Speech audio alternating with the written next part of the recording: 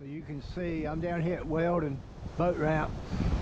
You can see you got a tree down. Had some fellows walk through here. They helped me move it out of the way so you can still drive down here. But yeah, they stopped cutting the grass down here.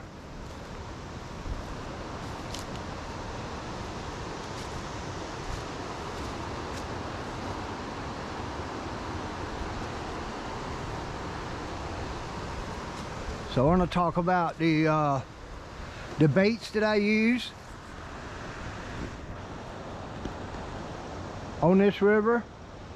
Somebody asked me that they wish that I would talk more about the lures I use, and they're right. I don't talk much about the lures I use. 99% of my fishing is top water, especially this time of the year. And I want to talk about the last trip I took floating down the river. I camped, and I think I caught 8 stripers. One of them was over 30 inches, and the rest of them were schoolies or bigger. It is basically what I was expecting and what usually happens in August, late August and September. The stripers will hit on top water. The weather is getting cooler now. Tonight it's supposed to be like 56 degrees in Roanoke Rapids where I'm at, and so these are the lures that I use, and it's basically 3 lures. All right. We got the Berkeley Cane Walker. This is pilchard. That's the color Pilchard. This is a pilchard color, very good.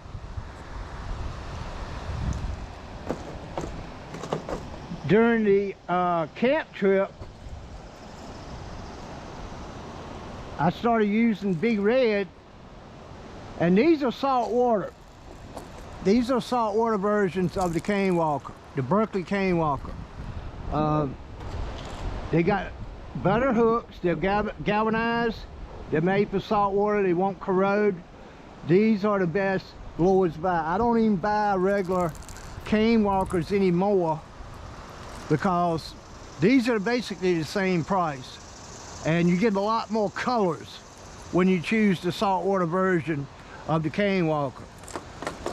So on the camp trip, they crushed red. They crushed them. I put a little silicone on it, and I caught 3 or 4 more fish even after I put the silicone on it. But yeah, they'll fill up with water. I noticed that this bait was standing when I landed a fish. I noticed it was standing in the water straight up and down. It should have laid flat like this, but I noticed it was standing in the water like this, and I was missing all kinds of strikes. So I switched colors.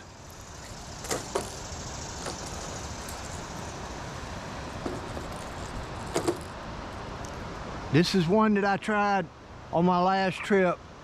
It's the mullet Berkeley cane walker. This is a saltwater version of the mullet. More of a knocker than a rattle. And these look like, these are the regular Berkeley cane walkers. This is not 5 inches, it's 4 3/4. You can tell the regular cane walker has feathers on the last treble hook, whereas the saltwater version don't have the feathers. Maybe the saltwater would mess them up. But I've caught right many fish on this lure right here. But the hooks, they straighten out the hooks. I was showing this lure last year on a camp trip, and they had straightened out just about every one of these hooks. They just are not strong enough to hold a striper. So if you want to come down here and catch stripers, don't be buying regular cane walkers. I mean, they're okay for them schoolies, but they won't handle no 30-inch fish. They'll handle bass, probably up to 10 pounds, they'll handle bass.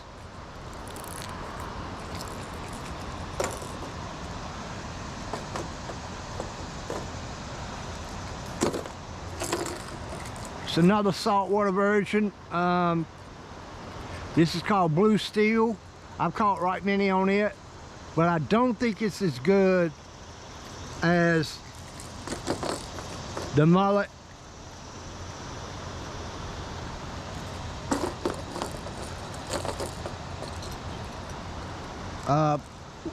If I'm targeting bass and I know I'm in a bass zone, this is one of my favorite baits. I know you guys that watch me a lot see me fish this bait a lot. It's a heading popping image.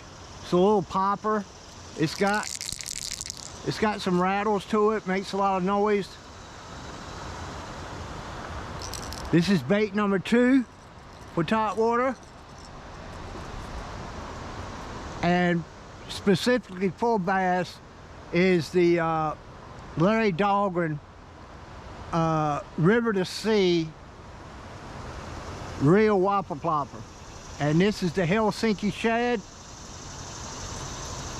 Caught a lot of bass on this. Caught 10-pound bass on this, 9-pound bass on this. This is 90 millimeters. I've got some bigger ones. They make a 110 and they make a 120. That's longer. You don't need it. It's too much. You want a 90 millimeter. It's another one. Larry Dahlgren Real Whopper Plopper. I like this color. Caught right many on it. So today's the last day of August, and I want to wish everybody a happy Labor Day, which is tomorrow, September the 1st.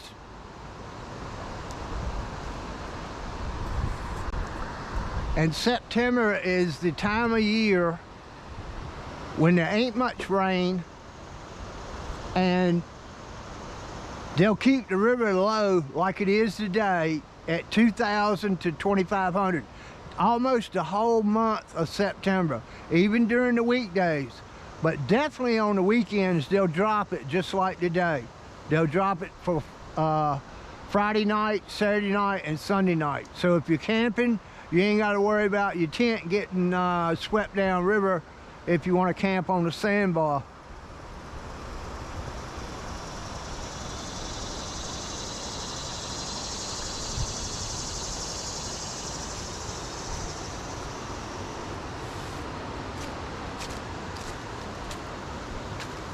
Like I said, you can see they stopped cutting the grass down here.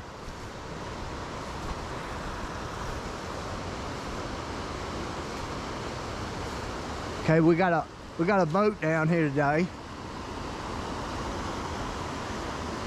He's in the honey hole. I spoke to a guy last weekend, and I caught him taking the boat out here at Weldon. And he caught a bunch of bass, but just about everyone was spotted bass. The biggest bass he caught was a giant 3-4 pounder.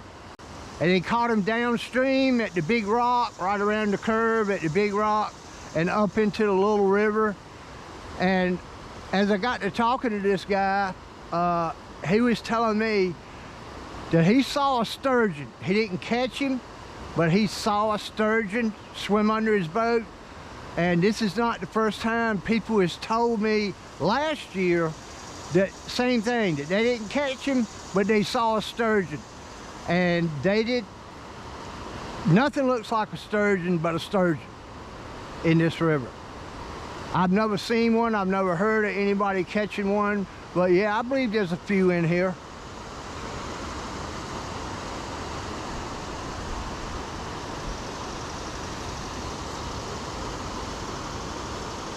These guys are top water fishing. I'll hang around and see if they get a hook up.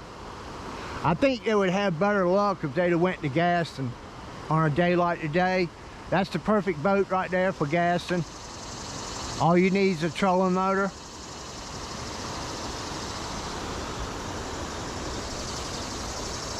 You don't even need an outboard motor to fish it gassing. All you need is a trolling motor.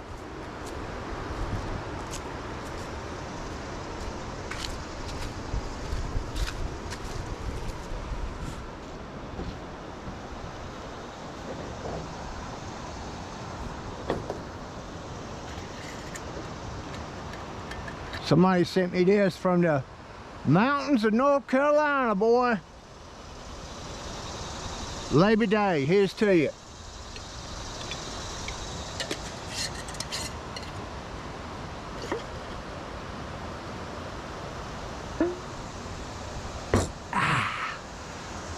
That's smooth, boy.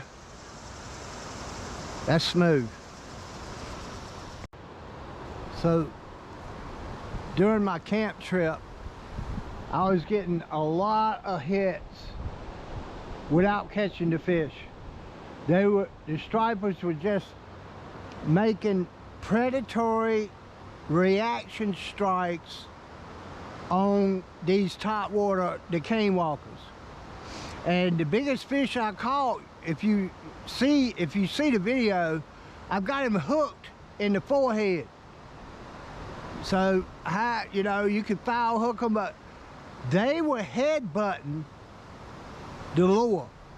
And that's typical striper activity. Especially when they ain't that hungry, they don't really want to feed, but they will come up and headbutt these real shad and knock real shad out of the water and stun them. And that's typical for stripers and rockfish. They'll headbutt it, even though they don't want to eat it. It's just a predatory strike, a reaction strike. And I probably had, I don't know, 15 strikes like that. I got a lot of them in my shorts. If you want to take a look at my shorts, these fish headbutting the bait out of the water, then another one will hit it, and they're taking turns. As soon as it hits the water, another one's on it. They're knocking it out of the water, another one's on it. And yeah, I hooked one, the biggest fish, well, I think was over 30 inches, was headbutting the lure. So these guys has got a jet. They came up the little river. I watched them. They didn't catch anything behind the rapids.